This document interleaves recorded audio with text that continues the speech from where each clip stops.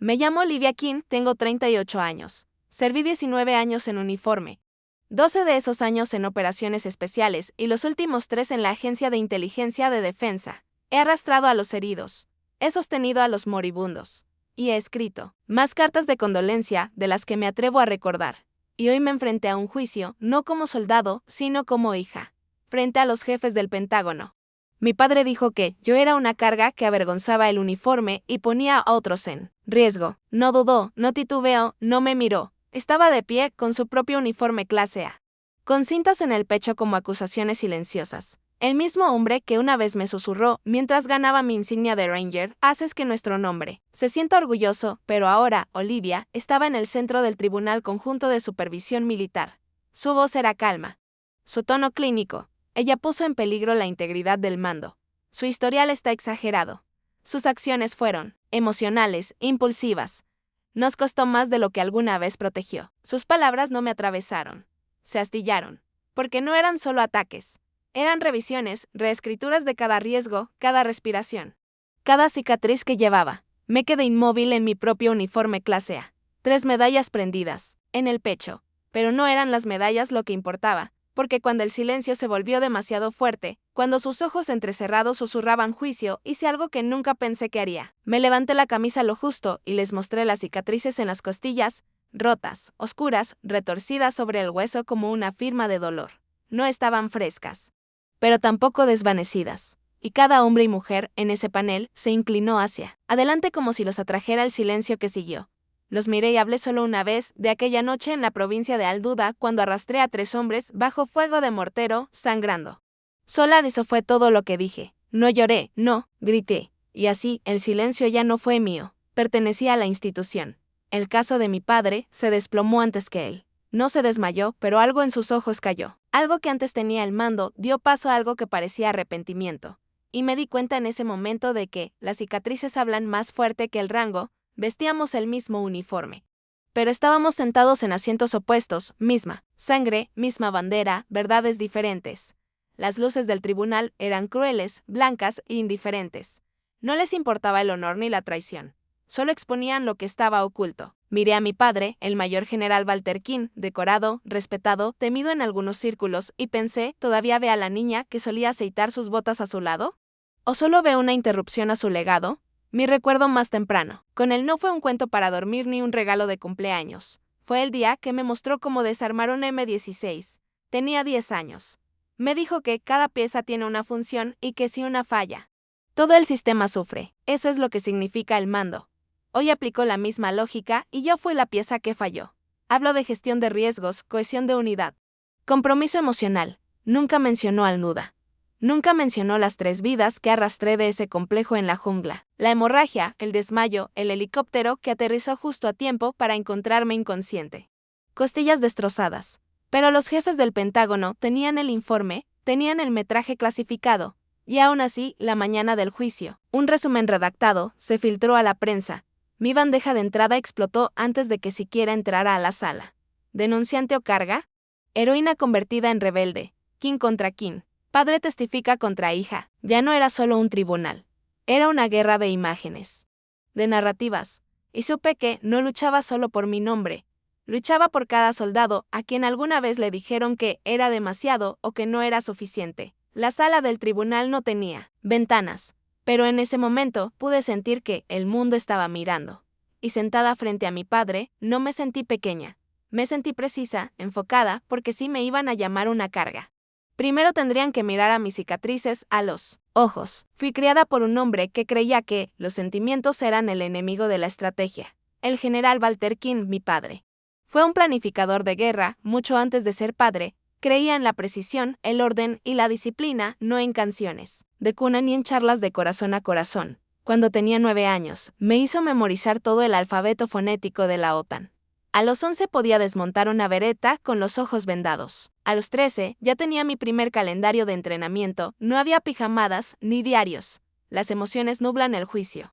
Decía él, la claridad gana guerras. Pero yo también amaba lo militar. Solo que no como él. Donde él veía jerarquía, yo veía humanidad. Donde le exigía silencio. Yo aprendí a escuchar. Él me enseñó a pelear. Yo aprendí por qué peleamos. Sobresalí. la mejor de mi clase en West Point. La primera mujer en mi batallón en liderar una extracción nocturna en terreno hostil. Mi nombre empezaba a ser conocido y el de él también. Otra vez, él me veía como una extensión de su legado. Otro kin en los registros de la War College. Otra estrella clavada en las venas familiares. Cuando la Oficina de Operaciones Estratégicas en Washington abrió un puesto, movió todos los hilos silenciosos para colocarme allí. Era un ascenso que la mayoría de los soldados esperan décadas para obtener. Autorización de alto nivel, influencia, poder, un trampolín hacia el mando del Pentágono. Pero dije no. No quería ser una pieza de ajedrez en una sala de hombres predecibles. No quería ganar guerras en papel. No quería ser la hija que cumplía el papel mientras él orquestaba la obra y yo se lo decía directamente, con calma, con respeto. Quiero servir en el terreno, no en alfombra, dije. Su silencio después fue más largo que cualquier monólogo que me haya dado. Nunca me lo perdonó. No gritó, no discutió. Simplemente se alejó. Desde ese día, cada llamada fue más corta, cada sentimiento más frío. Dejó de preguntar dónde estaba destinada. Dejó de mencionar mi nombre en los informes al mando. Para el mundo, éramos oficiales condecorados ambos, pero en privado. Estábamos distanciados en posición, de firmes. Solía pensar que sentiría arrepentimiento, que rechazar la oportunidad me perseguiría. Pero lo que más me perseguía era la mirada en sus ojos, no decepción, sino traición. Como si hubiera robado algo sagrado. No rechacé el puesto para hacerle daño. Lo hice para ser yo misma. Para ser más que un símbolo en su currículum. Pero mi padre no quería una hija que pensara por sí misma. Quería una soldado que siguiera órdenes aunque no se pronunciaran. Despegamos a las 4:00. 9 de nosotros atados en la parte trasera de un Black Hawk. Volando hacia Ratiniri con el tipo de silencio que solo llega antes de algo que no puedes nombrar. Yo era la líder de la misión encargada de extraer a un ingeniero civil retenido cerca de la frontera. Mis órdenes eran claras. Mi intuición no. Ratenakiri no es tan segura como dicen, susurró nuestro enlace antes de abordar. Tenía la mirada de alguien que había visto suficiente para saber cuándo mantener la voz baja. Asentí, pero no dije nada. El mapa decía que estaba bien. El mando decía que estaba bien. Toda mi vida me entrenaron para seguir la cadena de mando, pero también me entrenaron para escuchar al terreno aunque el mapa dijera que no. Antes de abordar, desenganché el micrograbador de mi equipo personal y lo guardé en mi equipo de comunicaciones. El dispositivo era apenas del tamaño de mi pulgar y podía reflejar todas las transmisiones de audio de nuestras radios. Ya sabía, entonces qué haría con esos datos si regresábamos vivos. No se quedaría conmigo. No se quedaría en ningún archivo militar oficial. Lo escondería donde nadie pensara buscar. En un lugar tan común que hasta un general lo pasaría por alto. Ya había elegido el lugar. Detrás del marco de fotos que guardaba en mi apartamento, el de mi equipo, durante el entrenamiento para Pecho. Era la única foto que nunca había quitado. Ni siquiera cuando estaba enojada con el mundo. Mientras el Black Hawk se estremecía, en el viento, repetí la misma frase que me enseñaron desde niña. Cada detalle debe ser responsable. El vuelo fue corto, demasiado corto. Cuando aterrizamos, la jungla nos engulló. Radakiri era verde, húmeda y viva con sonidos que no pertenecían. Ojos arriba, muévanse con cuidado, ordené. Con voz firme, avanzamos en formación, armas alzadas, el espeso dosel cerrándose sobre nosotros. No tardó en mostrarse el primer detalle incorrecto. La superposición del GPS estaba desviada casi 1 kilómetro. Eso nunca pasaba. Ruiz, mi oficial de comunicaciones, frunció el ceño. Señora, o los satélites están borrachos o alguien nos está dando fantasmas. Le dije que siguiera moviéndose. Pero el estómago se me tensó. Para cuando llegamos al complejo, sabía que los mapas habían mentido. El terreno decía la verdad y el terreno estaba enojado. Empezó con un chasquido, no el crujido agudo de una bala, sino el suave, casi casual chasquido de una rama que no debía haberse pisado. Me giré justo a tiempo para ver algo que destelló entre los árboles. Simmons ni siquiera gritó. Cayó hacia adelante, rojo ya floreciendo sobre su espalda. Beckett movió su rifle hacia la izquierda. Pero entonces la cresta explotó. En un segundo éramos 9, al siguiente 7, luego 5. No recuerdo tanto el sonido como la presión, como si el aire fuera succionado de mis pulmones y reemplazado por polvo y urgencia. Carter se había ido. Royce estaba gritando. Una explosión impactó a la izquierda. Mi hombro chocó contra la corteza. Luego el dolor explotó en mi costado. Al principio pensé que era solo un moretón. Pero luego intenté respirar. Era como tragar vidrio, no. Como inhalar alambre de púas. Cada respiración rasgaba su camino hacia abajo, arrastrando fuego y sangre con ella. Toqué mis costillas y sentí un calor húmedo, muy atrás para hacer sudor. Demasiado espeso. Demasiado rápido. Kim, estás herida. Gritó Torres desde adelante. No respondí. No tenía aire. No tenía tiempo. Ruiz estaba gateando. Su pierna estaba torcida en un ángulo incorrecto. Black tenía un pedazo de metal en el muslo, tratando de mantener a Beckett consciente. El ingeniero había desaparecido, llevado con Michaels hacia el punto de retiro. No teníamos camillas, ni evacuación médica, ni luz, solo jungla, solo sangre. Gateé primero hacia Ruiz. El barro estaba resbaladizo y mi palma se deslizó 2 veces. Recuerdo que mi mano aterrizó en algo cálido y suave. No era tierra. Era la bufanda de Beckett, empapada. Ruiz intentó protestar, pero lo levanté, con fuerza sobre mi hombro. Las costillas gritaron. Algo se rompió. Lo escuché, sentí el eco. Di 3 pasos, tropecé. Seguí adelante. El camino de regreso al punto de retiro se sentía como millas. Cada árbol tenía voz, cada rama una amenaza. Dejé a Ruiz justo detrás de una roca y volví gateando. El siguiente era Beckett. Estaba entrando y saliendo de la conciencia. Su pecho se había hundido ligeramente cerca de la clavícula, y murmuraba sobre el cumpleaños de su hermano. Le dije que se callara y respirara. Lo intentó, luego tosió. La sangre salpicó mi cara. No pestañeé, lo arrastré igual. Para entonces, mi lado izquierdo se había quedado sin sensibilidad, pero mi mano derecha aún agarraba mi cinturón. Uno más. Black, él era más grande, más pesado y enojado. No tienes que hacerlo, empezó. Cállate y aguanta. Me rodeó el cuello con un brazo, intentó ayudar, pero sentí que me hundía bajo el peso. Con cada sacudida, cada paso, pensé que mis costillas se partirían a través de mi piel. A un chasquido de colapsar. A una respiración de desmayarme. Entonces finalmente, vi la señal de Michaels, un brazo levantado. El helicóptero aún no había aterrizado, pero sabía que estábamos cerca. Dejé a Blake justo dentro del claro y entonces mis rodillas fallaron. Mis manos se resbalaron en la sangre que emanaba de mi costado. El cielo giró. No recuerdo haber caído. Solo el ardor y a Blake gritando, está caída. No respira. Luego. Nada, desperté con el sonido de máquinas. Mis costillas ardían con cada respiración. La habitación del hospital era estéril, demasiado limpia para lo que había pasado. Teniente Kim, está estable, dijo la enfermera, ha estado inconsciente 48 horas. ¿48 horas? Tiempo suficiente para que la historia fuera reescrita. Alcancé la tableta en la mesita de noche. La investigación preliminar interna ya estaba circulando. Estaba limpia. Demasiado limpia. Sin mención de la señal de emergencia, que envié cuando empezó la emboscada. Sin mención de cómo nuestros mapas habían cambiado. Solo una línea que decía, misión comprometida debido a decisiones emocionales de la oficial a cargo. Revisé.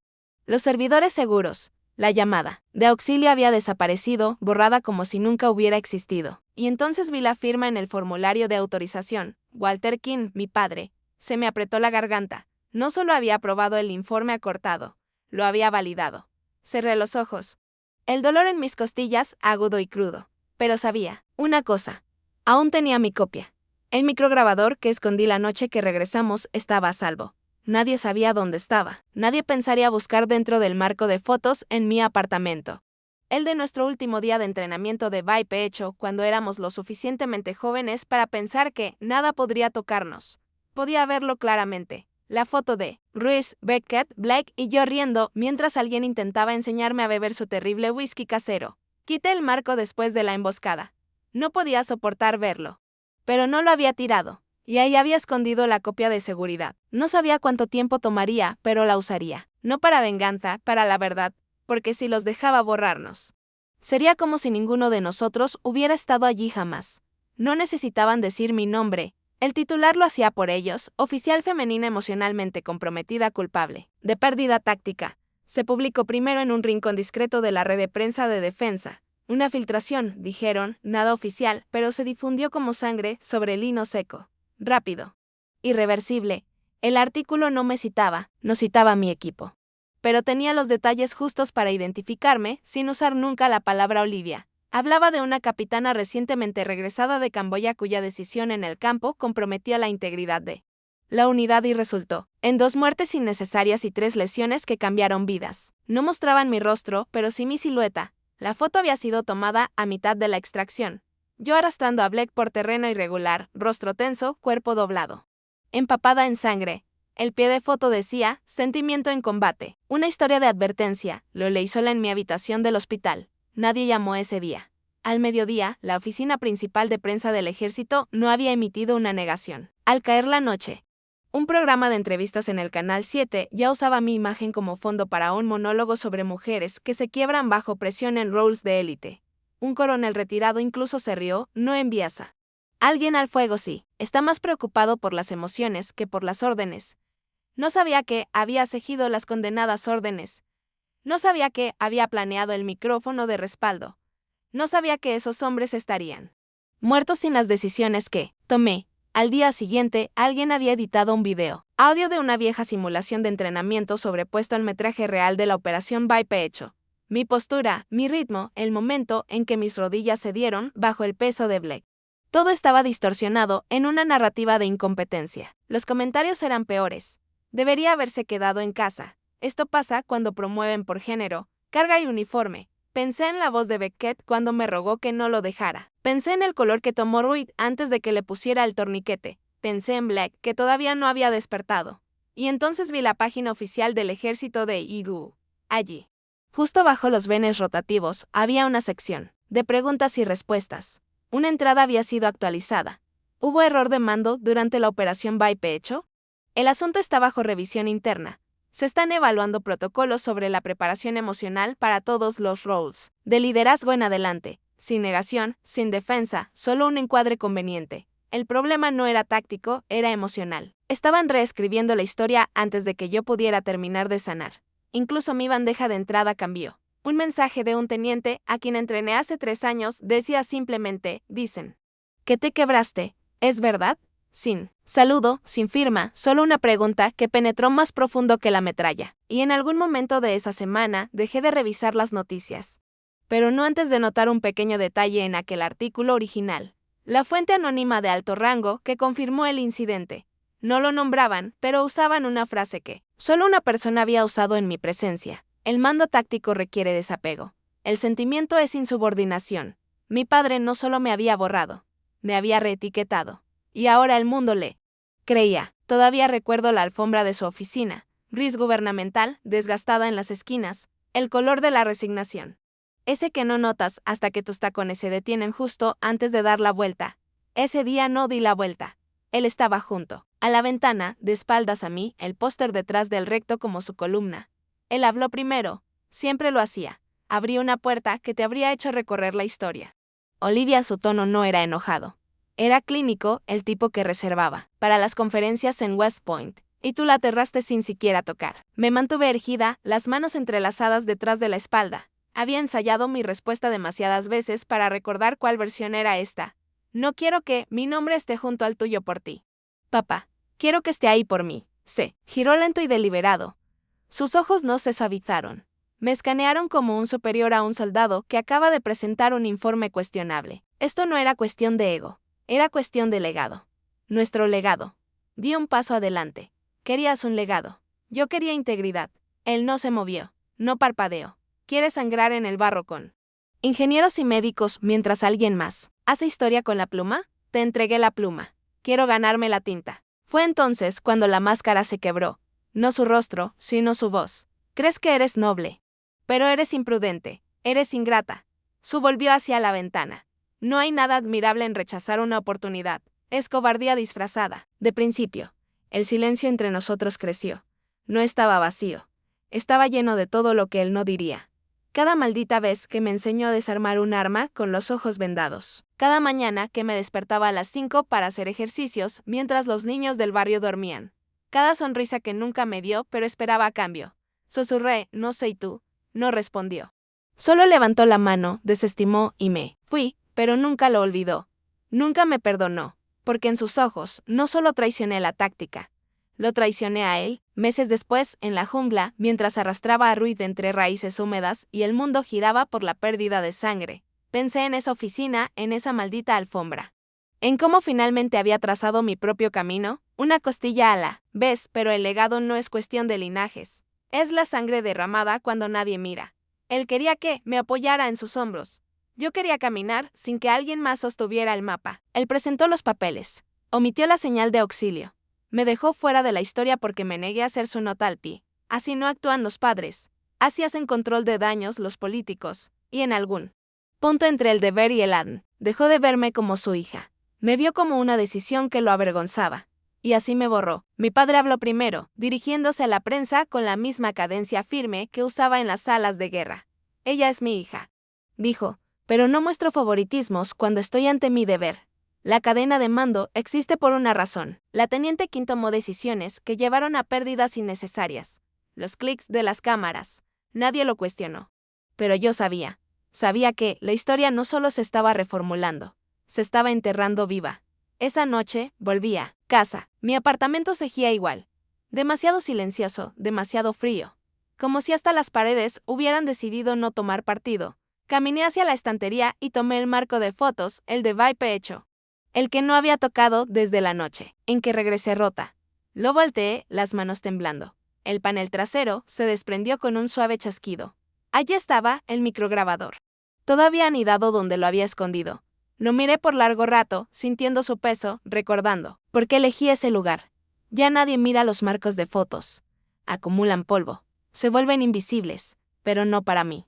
Lo encendí y revisé los archivos. Todo el registro de radio estaba intacto, incluyendo la llamada de auxilio y la marca de tiempo que probaba que los mapas habían sido alterados antes de que desplegáramos. Esto ya no era venganza.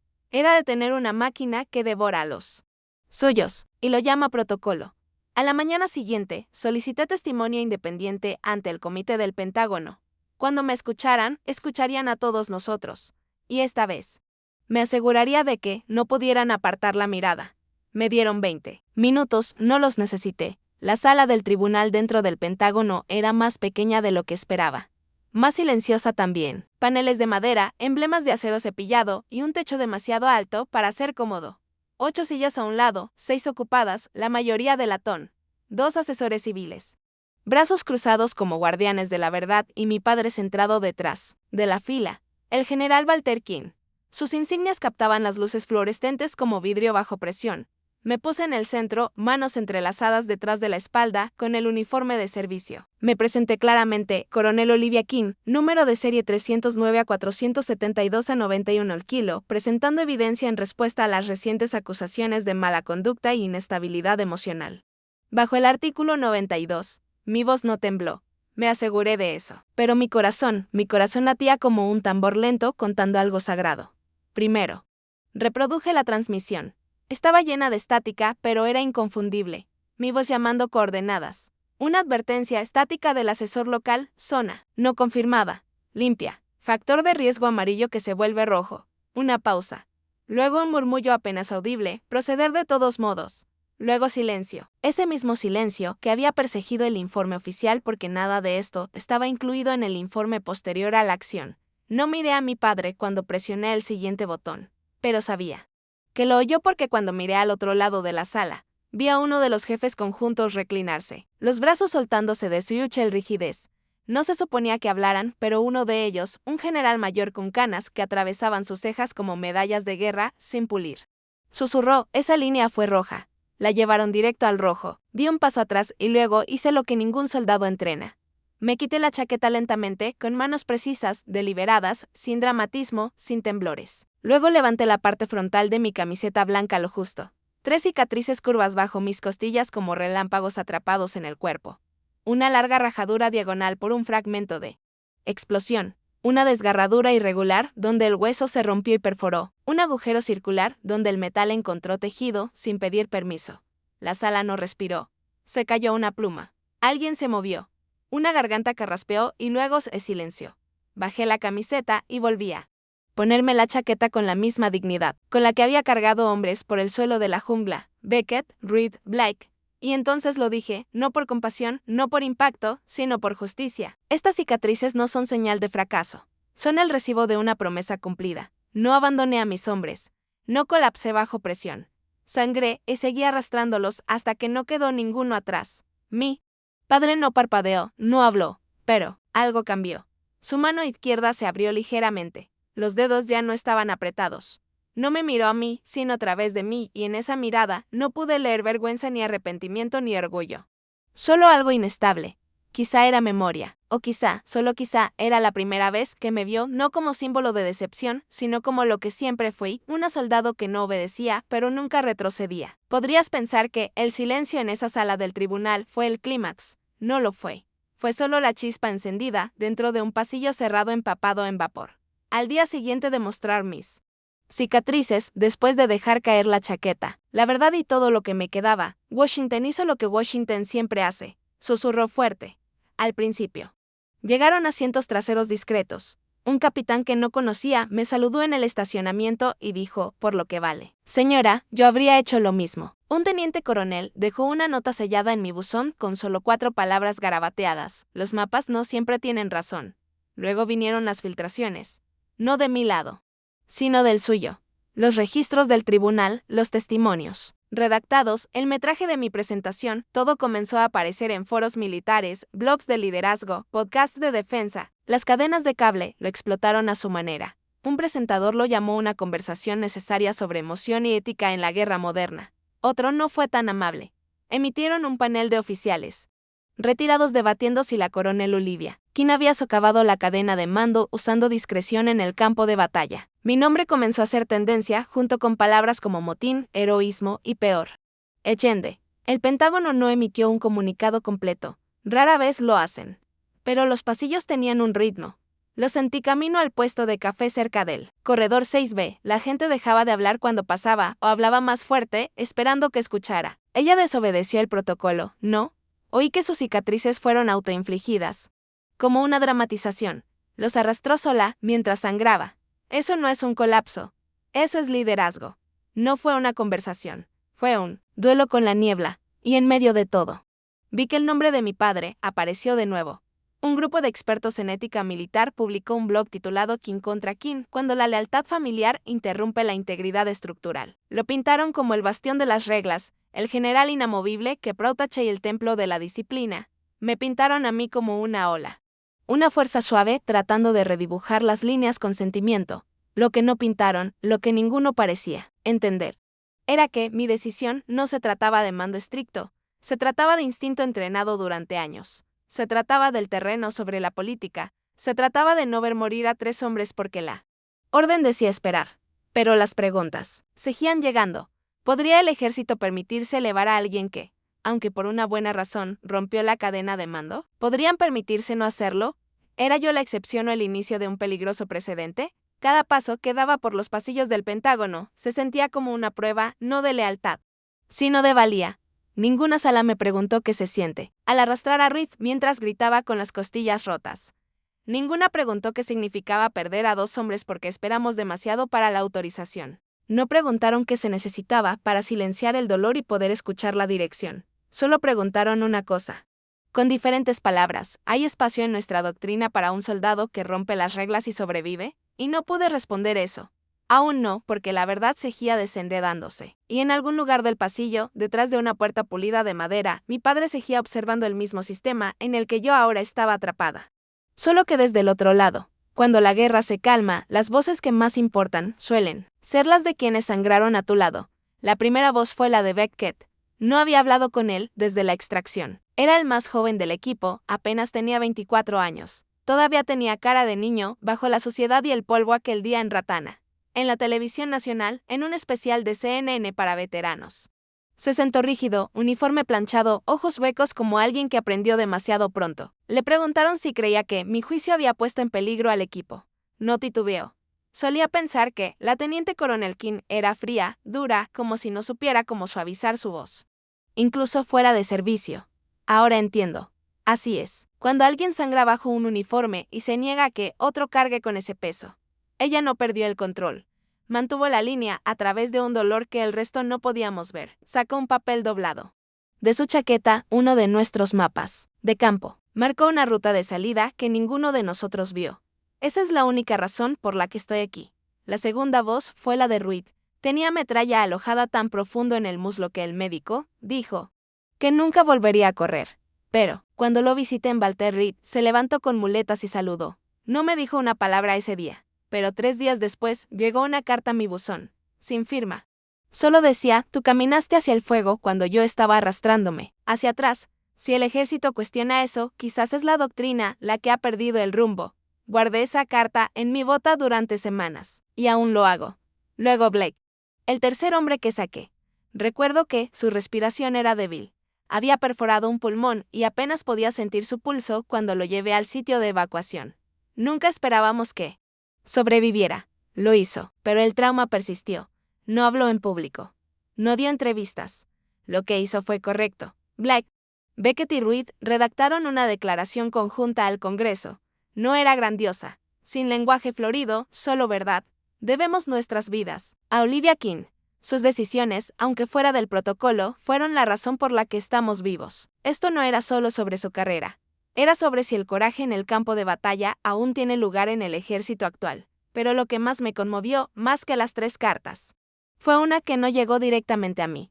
Llegó por medio de un amigo en el VA. Un veterano que se quitó la vida después de años luchando contra el TEPT y dejó una nota de suicidio de una sola página. Había escrito, si alguien como ella hubiera liderado mi unidad, tal vez me habría quedado más tiempo, tal vez habría vuelto a creer. No lloré al leer eso. No pude. Porque no era solo una carta. Era un recordatorio de todo lo que la sala del tribunal no quería oír. De lo que perdemos cuando el liderazgo se mide solo por el silencio y los saludos. Podían debatir tácticas cuanto quisieran. Pero esos hombres, esas voces, se convirtieron en el testimonio del campo de batalla que no pudieron borrar. Y por primera vez en semanas, sentí que algo cambiaba. No en la institución, en mí. Ni siquiera recordaba haberlo dicho. No hasta que un clip resurgió. Imágenes granuladas de hace 6 años. Durante nuestra graduación en la academia, mi voz era más joven, menos segura, pero las palabras eran mías. Estaba detrás del podio con el uniforme de gala. Mi padre sentado con rostro pétreo en la primera fila. El cadete a mi lado acababa de dar un discurso limpio y ensayado sobre legado y deber. Luego, llegó mi turno. Te dicen que un soldado nunca debe dudar, que las órdenes son sagradas, pero el campo de batalla no siempre escucha. Si alguien de mi unidad cae, lo arrastraré afuera, ya sea por orden o en contra de ella. Aunque me rompa haciéndolo, no fue una declaración, fue una promesa. Una por la que casi morí para cumplir. El clip se difundió como pólvora, comenzando en un foro militar tranquilo. Luego pasando a páginas sociales de veteranos y finalmente llegando a las noticias de la noche.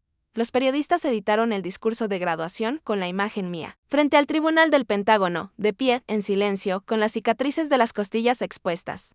El peso del mando y la condena suspendido entre esas 2 escenas. Un coronel retirado tuiteó, necesitamos menos soldados que sigan ciegamente, y más que sangren por sus convicciones. Nos arrastró. El hashtag se volvió viral. Los veteranos lo usaron para contar historias de comandantes que los llevaron a través del infierno. Esposas publicaron sobre las batallas invisibles que sus maridos libraron mucho después de él. Alta, incluso un ex paramédico de infantería en Faluya escribió, mi comandante me protegió una vez del fuego de mortero usando solo su chaleco antibalas y su columna vertebral. No pidió permiso. Simplemente lo hizo. Olivia King hizo lo mismo, y por eso ella es una soldado en el más alto sentido. Nos arrastró, empezó como un susurro de solidaridad, pero en una semana estaba impreso en pancartas de protesta, en carteles digitales y proyectado fuera de las paredes del Pentágono por un grupo de jóvenes oficiales. Ya no me pertenecía a mí, pertenecía a todo soldado que alguna vez cargó a otro, no porque fuera una orden, sino porque era lo correcto. Dentro del tribunal, el aire cambió. Incluso el tono de las preguntas se volvió menos clínico, más personal. Una oficial femenina de JAG me miró directamente y preguntó, ¿consideró que sus acciones podrían costarle su comisión? Respondí con sinceridad. No consideré nada más que la sangre en sus uniformes y el sonido de Beckett ahogándose. Pueden considerarme una carga si quieren. Pero mi unidad salió de esa jungla respirando. No sabía entonces cuántos repetirían esas últimas 5 palabras. Las imprimieron en monedas de desafío, en pulseras, en placas de identificación. Ella nos arrastró. No todos me apoyaron. Los críticos aún me llamaban imprudente. Algunos generales a puerta cerrada temían sentar un precedente, pero afuera, en los corazones de quienes alguna vez fueron cargados. El precedente ya estaba establecido. No solo arrastré a 3 hombres de Reykjavik, arrastré toda una conversación del silencio. Y en ese momento, por primera vez, sentí que el barro, las cicatrices, el tribunal, todo había significado algo. Había hablado más fuerte que la cadena de mando. Ya estaba a mitad de camino hacia la salida cuando oí el roce de su silla. Al principio pensé que era otra persona, quizás uno de los asistentes o el secretario ajustando su asiento, pero no, eran sus botas, pulidas militarmente. Se levantó con la clase de quietud que solo un hombre entrenado para dominar el silencio puede manejar. La sala no sabía cómo respirar. Me giré lentamente. El general Balterkin estaba en posición de firmes, pero no la que había memorizado, detrás de su sombra. Esto era diferente, no rígido, no teatral. Solo quieto. Y entonces habló, no a los jefes conjuntos, no al acta, no a la sala, a mí. Cuando era una oficial más joven, comenzó con voz tranquila, creo que la misión de un padre es la misma que la de un comandante. Trazar la ruta. Despejar los peligros y asegurarse de que su gente se mantenga en curso. Hizo una pausa, no por dramatismo, sino por honestidad, pero algunas misiones pertenecen solo a quien las carga. Y los padres, bajó la mirada brevemente antes de volver a encontrar mis ojos. No siempre estamos destinados a caminar adelante. A veces estamos destinados a pararnos al borde del barranco, ver a nuestros hijos cruzar entre humo y fuego. Y resistir la tentación de llamar al camino equivocado solo porque no lo elegimos. No fue una disculpa. No necesitaba hacerlo porque, en ese momento entendí que nunca me había comprendido menos que el día que me llamó una carga. Pero ahora, parado frente a los rangos más altos del Pentágono, me vio no como su legado fallido, ni como un error en una carrera que él curó, sino como alguien que había caminado su propia guerra y regresado, no intacta, pero tampoco enterrada. Miró hacia la silla de los jefes conjuntos, asintió brevemente y en vez de volver a su asiento anterior, a 2 filas de distancia y en otro mundo, dio un paso adelante y se sentó junto a mí, sin declaración, sin desfile de reconciliación, solo el suave crujido de su uniforme junto al mío. Nuestras medallas no coincidían, nuestras cicatrices no se alineaban. Pero por primera vez en años, ocupábamos las mismas coordenadas en la historia, no como leyenda y decepción, sino como 2 soldados que habían sobrevivido a su propia versión de la guerra. El tribunal no habló, todavía no. Nadie pidió aclaraciones, no se violó ningún protocolo. Pero cada persona en esa sala sabía que algo había cambiado. Algún legado tácito de silencio, orgullo, traición se había resquebrajado. No lo miré. No pude hacerlo, pero dejé que mi codo descansara ligeramente junto al suyo. Fue suficiente, ese día. No retiró su testimonio anterior. No emitió ninguna declaración a la prensa. Simplemente se sentó allí junto a mí, como diciendo, esta vez caminaré contigo, no delante de ti, y de alguna manera eso importó más que cualquier corrección podría haberlo hecho. La votación no fue dramática, no hubo redoble de tambores, ni música ascendente, solo manos levantadas una a una a lo largo de una larga mesa de caoba. Cada gesto silencioso, deliberado, irreversible. Una decisión unánime. Mi estrella de bronce con dispositivo V se mantendría. Todas las amonestaciones administrativas fueron eliminadas. Todas las insinuaciones de desobediencia borradas. Y luego algo inesperado, una recomendación formal del comité para revisar los procedimientos de coordinación táctica. Específicamente los que fallaron en detectar nuestra señal de auxilio esa noche en Ratanakiri. No se sintió como una reivindicación. Se sintió como mantenimiento, como ver un puente finalmente reforzado, después de que demasiados habían caído a través de él. No hubo aplausos, ni lágrimas. Solo el mismo aire que aprendí a llevar en mis pulmones desde que entré en uniforme por primera vez. Denso pero respirable. La sala se vació lentamente. El general CW se inclinó brevemente y dijo, no solo lo sacaste de ahí, también nos empujaste a los demás hacia adelante. Asentí. Nada más. Mis costillas todavía latían bajo las capas del anayilo. Algunas heridas no piden atención. Simplemente persisten hasta que aprendes a llevarlas como metales. Afuera. La respuesta de la prensa fue rápida. Los titulares eran como banderas de batalla. El Pentágono respalda el heroísmo en caso controversial. Kim absuelta. Protocolos cuestionados. La teniente. Que acercó la guerra a la verdad. Incluso los programas nocturnos suavizaron sus bordes. Ese mismo presentador que una vez usó mi imagen para la sátira ahora abrió su segmento con, resulta que, la mujer que rompió el protocolo también rompió el silencio. Pero la paz nunca es unánime. 2 días después, una ola silenciosa perturbó la superficie. Un aviso interno llegó a mi escritorio. Se había presentado una queja anónima. No era sobre tácticas, ni siquiera sobre la cadena de mando. Se titulaba Uso indebido de medios militares para redención personal. Lo releí 2 veces. La acusación no era directa. Era cuidadosa, elaborada en el lenguaje de la burocracia. Envuelta en el terciopelo de una preocupación plausible. Pero el subtexto gritaba, nos hizo quedar mal. La queja afirmaba que la circulación de mis cicatrices, las repeticiones del metraje del tribunal y el apoyo público abrumador habían difuminado la línea entre el deber y la gestión de imagen. Tenían razón en cierto modo. Mi historia había viajado más rápido que cualquier memorándum. Mi dolor había sido usado como arma, a veces por mí, a menudo por otros. Pero no buscaba imagen, buscaba oxígeno, buscaba claridad, buscaba el espacio para respirar dentro de mi propio uniforme otra vez. Y ahora hasta eso se debatía. No se lo conté a mi padre. No quería que la verdad se convirtiera en una sesión de estrategia. No. Quería su voz sobre mi hombro. Mientras leía entre el humo burocrático. Presenté una respuesta la mañana siguiente. Esto no era una campaña. Era una misión de rescate para 3 hombres en una jungla y para la verdad con la que casi mueren. La firmé con la mano izquierda. Mis dedos todavía duelen demasiado para sostener el bolígrafo. No había terminado. Nunca termina realmente. No cuando te han moldeado tanto la guerra como la familia. Pero por ahora tenía mi nombre de vuelta, y mi silencio esta vez era mío para guardarlo o romperlo. La rotonda del Pentágono huele a disciplina. No a sudor ni miedo, solo disciplina. Tinta seca. Botas polidas y el tenue eco de pasos silenciosos sobre mármol que parecía demasiado. Y decía muy poco. No miré atrás cuando las puertas se cerraron tras de mí. La votación había terminado. Los titulares ya comenzaban a formarse. La gente seguía con sus vidas. La institución había absorbido el golpe y ya empezaba a reparar su superficie, pero yo no me alejaba de una audiencia. Me alejaba de 17 años de silencio, de intercambios calculados.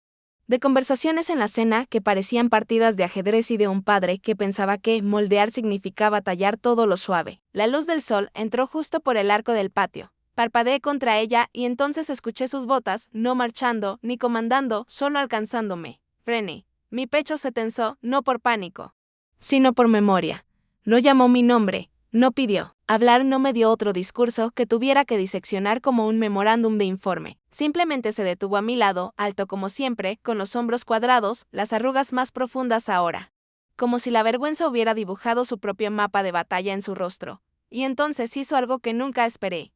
Abrió los brazos, no de par en par, no suplicando, solo lo suficiente para que supiera que no era una actuación. Lo suficiente para que supiera que no estaba buscando su legado. Estaba buscándome a mí. Me quedé paralizada. Cada lección sobre postura y fortaleza gritaba que mantuviera la línea.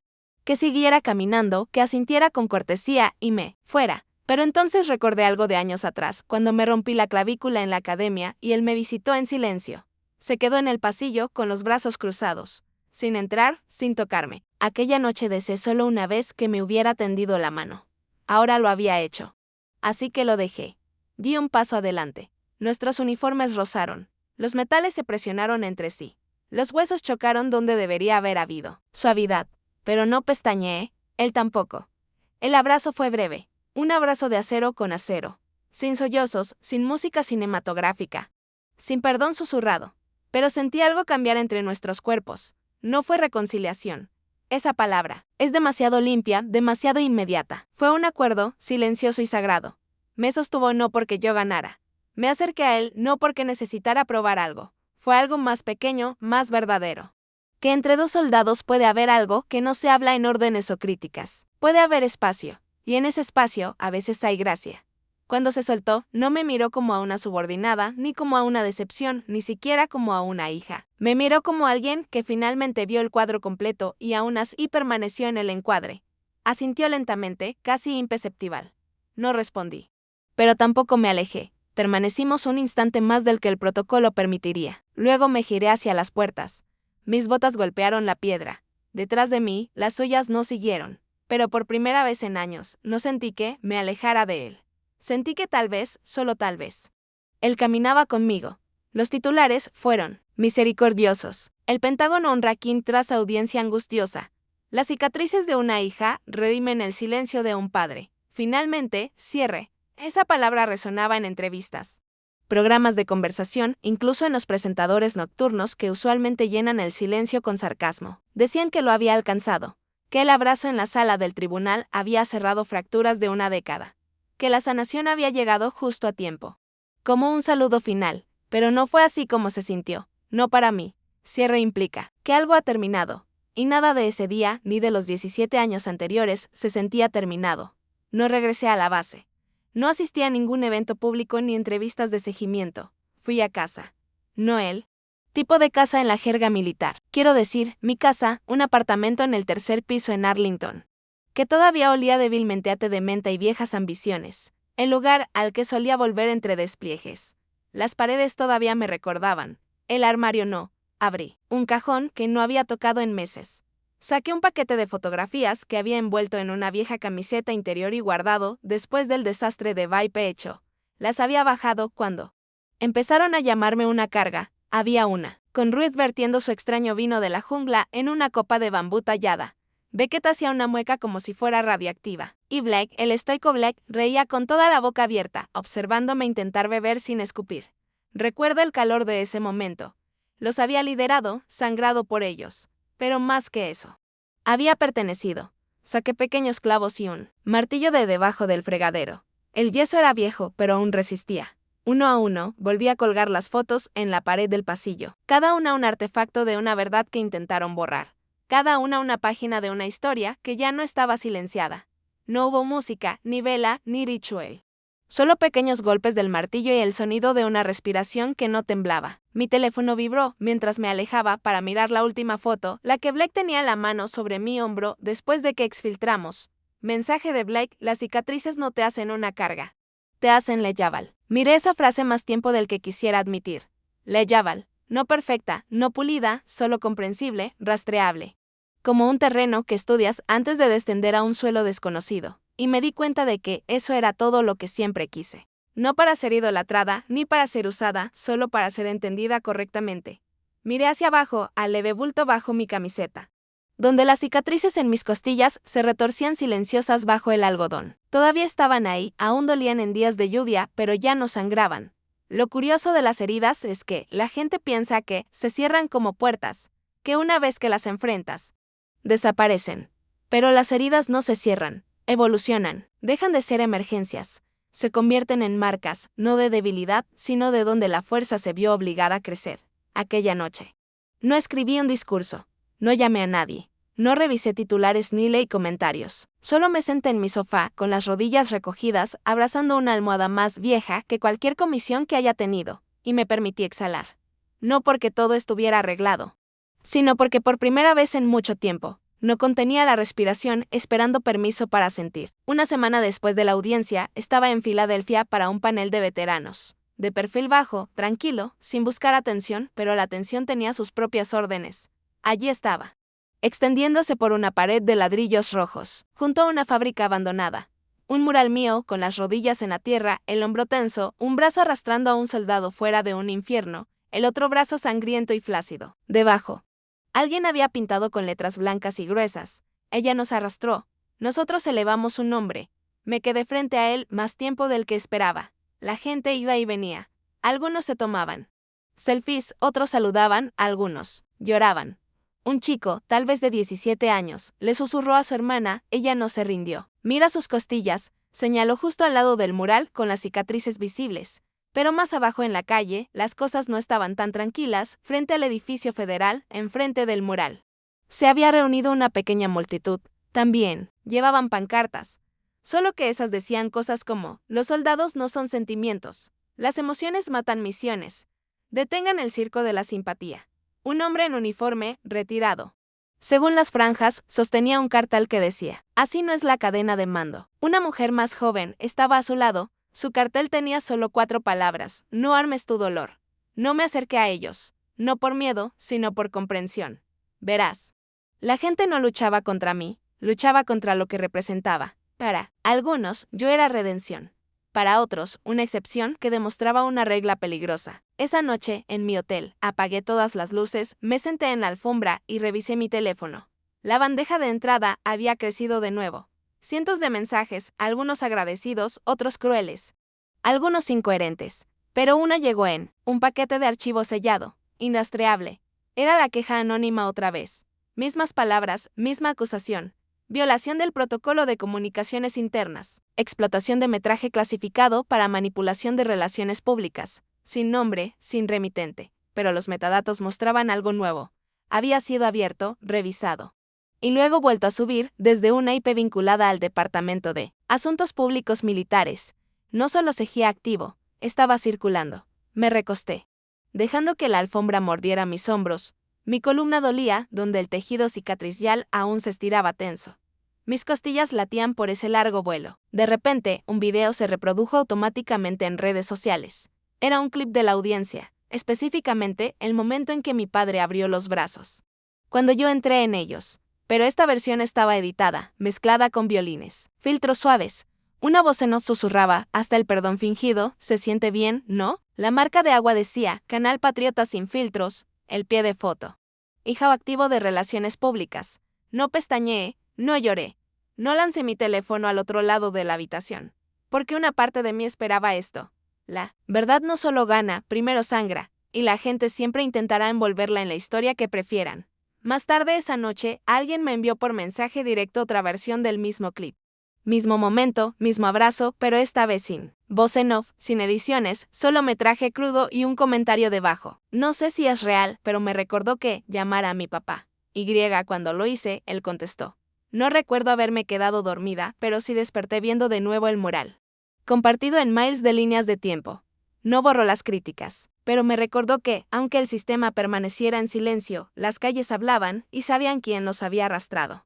Pasaron 2 meses. Ni una palabra, ningún mensaje, ningún canal militar, ningún chequeo paternal disfrazado de logística. Una mañana, justo cuando terminaba de correr, mi teléfono vibró. Cena jueves. Las 19 horas. Tony S. en la octava.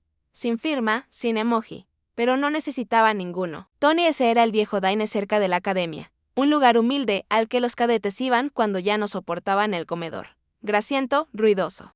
Sin protocolo. Me había quitado las botas ahí más veces de las que podía contar. Fue el primer lugar donde le dije que quería estar en uniforme, pero no bajo su sombra. Cuando entré, él ya estaba en el reservado de la esquina, la misma mesa donde solíamos sentarnos. Su postura era firme como siempre, hombros echados hacia atrás, barbilla erguida como si aún estuviera en uniforme, pero había envejecido. O quizás simplemente finalmente lo noté. No me abrazó. Solo asintió. Pedimos sin charlar.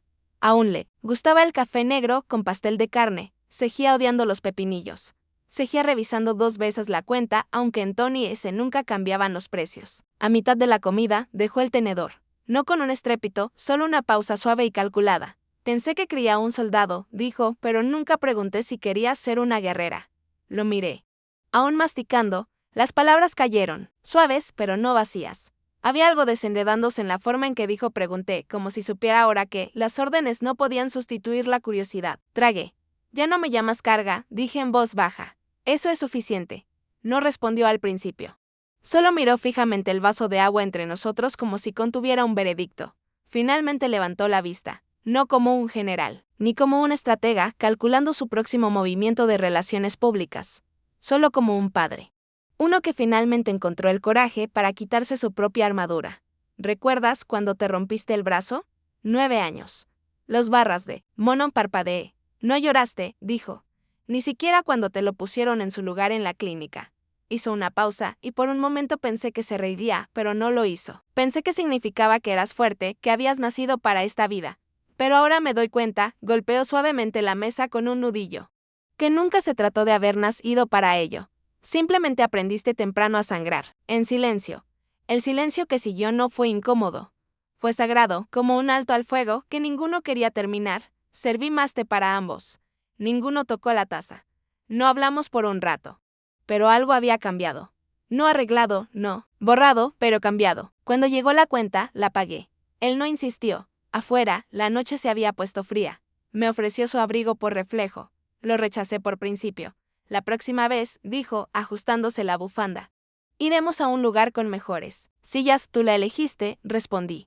No dije que fuera inteligente, solo terca. Ah, eso fue lo más parecido a una broma que tuvimos. Nos quedamos allí un momento, bajo la farola parpadeante. 2 personas con demasiada historia para abrazarse casualmente y demasiado amor para fingir que esa historia no había dolido. Finalmente, él extendió la mano. No para un saludo, ni para un apretón, sino solo para arreglar la etiqueta dentro de mi cuello. Asintió una vez. Nos vemos pronto, teniente. Olivia, corregí. Entonces sonrió. Pequeño real. Nos vemos. Pronto, Olivia. De camino a casa, no lloré, pero pensé en ese brazo roto, la clínica y cómo me sostuvo la mano, incluso cuando juré que no lo necesitaba. y por primera vez en mucho tiempo. Dejé que ese recuerdo fuera suficiente. Cuando llegó la carta oficial de oferta, nada menos que de la propia academia, estaba escrita en papel de alta calidad, firmada por 3 generales condecorados y envuelta en protocolo dorado. Querían que enseñara estrategia para moldear a la próxima generación de mentes militares para que se convirtieran en el rostro de la resiliencia moderna. Como decía una línea, la miré un rato y luego la rechacé. No por enojo, ni siquiera por desafío. Solo por claridad. La verdad era que no quería replicar un sistema que aún lucha por escuchar sus propios ecos. No quería estar detrás de una cátedra enseñando a cadetes cómo ganar guerras cuando ni siquiera habíamos aprendido a sanar de ellas. En cambio, acepté un llamado diferente, uno que llegó sin medallas ni uniformes. Una organización sin fines de lucro se puso en contacto conmigo. Trabajaban con veteranos que transicionaban del servicio activo, especialmente aquellos con TPT. Bajas deshonrosas o los que simplemente se habían caído en las grietas del silencio. Me convertí en asesora de campo. Sin prensa, sin podios, solo círculos de conversación y relatos. Una tarde, dirigí una sesión en un gimnasio reutilizado en El Paso. Habíamos quitado los espejos de las paredes, demasiados fantasmas. Y nos sentamos en sillas plegables, sin rangos, sin juicios, solo presencia. Contaba una historia, no sobre estrategia, sino sobre supervivencia. Cuando lo noté, Black estaba sentado al fondo con la gorra baja. Las mangas remangadas lo justo para revelar el contorno desvaído de una cicatriz que conocía bien. Su pierna se movía ligeramente. No eran nervios, era memoria. Después de la sesión, esperó. Cuando todos se fueron, se acercó y preguntó, ¿alguna vez lo perdonaste? No pregunté a quién se refería. Los dos lo sabíamos. Tomé un momento antes de responder, no, pero dejé de sentir la necesidad de juzgarlo. Black asintió una vez. Luego dijo algo que nunca olvidaré. Supongo que esa es la diferencia entre la guerra y la paz. La idea surgió un martes. No, fue un relámpago dramático, ni una epifanía repentina. Solo yo releyendo mi propio informe de incidente por enésima vez y dándome cuenta de cuántos nombres nunca llegaron al papel. Así que creé una plataforma. La llamamos Proyecto Cicatrices. En las costillas, un archivo digital, anónimo y abierto, dedicado a historias que nunca pasaron los guardianes de la narrativa oficial. No se requerían nombres ni fotos. Solo la verdad. El portal de envío era simple. Cuéntanos el momento en que te malinterpretaron. ¿Y por qué decidiste sobrevivir? De todas formas, recibimos cientos en el primer mes. Uno de una enfermera en Fallujah que fue reprendida por atender a un niño herido durante un ataque aéreo. Otro de un operador de radio que desobedeció órdenes de guardar silencio porque alguien tenía que pedir ayuda. Uno vino de un sargento primero retirado. Había sido dado de baja tras violar una directiva de cadena de mando en Siria. Su crimen, sacar a 3 niños de un edificio en colapso durante un bombardeo. Nunca lo disputó. Simplemente se cayó, pero en su carta escribió, pensé que estaba equivocado por tanto tiempo. Luego encontré su proyecto. Gracias por recordarme que no estaba loco por creer en la decencia. Esa frase se quedó conmigo. No loco por creer en la decencia. Eso es lo que se convirtió el proyecto Cicatrices en las costillas, no una protesta. Un registro. Por cada acto silencioso de coraje que intentaron borrar. 2 años después, llegué al hospital demasiado tarde. Las máquinas ya habían sido apagadas. Mi padre se había ido. En la mesa junto a su cama había un sobre con mi nombre escrito de su puño y letra. Lo abrí en el pasillo. Con las manos firmes como no las había tenido en años. La carta era breve, no me hiciste sentir orgulloso como imaginé. Me hiciste sentir orgulloso de maneras que nunca me atreví a soñar. Detrás había una funda plástica, vacía. Y una nota escrita al reverso. Hace 6 meses recuperé el micrograbador que escondiste detrás del marco de fotos. Lo envié anónimamente al comité. Sabía que nunca volverías a confiar en mí, vos, pero esperaba que confiaras en la prueba.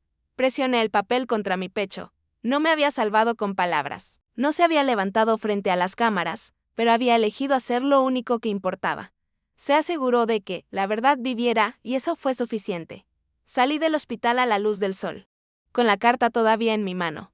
No era perdón, pero era lo más cercano que ambos tendríamos. Y por primera vez en mucho tiempo, mis cicatrices no se sintieron tan pesadas.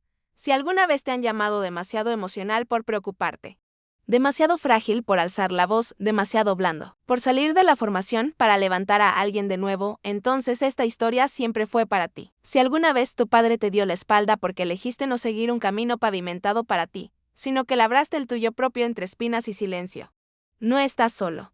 No compartí mis cicatrices para hacer un punto, las compartí porque nunca debieron esconderse. No son vergüenza, son la tinta en los márgenes de una historia que el mundo intentó borrar.